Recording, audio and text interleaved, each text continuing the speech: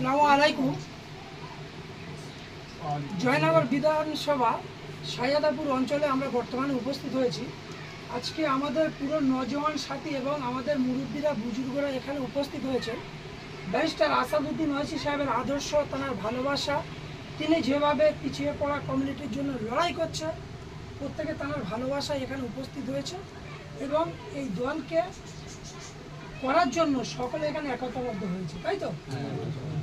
ইমরান ভাইকে, বিশেষ করে নিজামুদ্দিন কাসিমিকে বলতে চাই, জয়নগর বিধানসভায় আমাদের পুরো নজওয়ান সাথীরা দল করার জন্য খুব আগ্রহ নিয়ে এগিয়ে এসেছে। আপনারা জয়নগরে আমাদের ভাইদের দিকে পূর্ণ নজর রাখুন এবং এই শাহজাদাপুর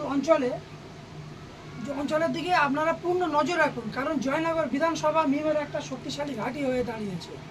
আগামীতে আমরা এখানে জোর কদমে আমরা লড়াই করব এবং আমাদের অধিকারের জন্য লড়াই করব। আমরা চাই না আর মানুষের কাছে লাঞ্ছিত, বঞ্চিত এবং তাদের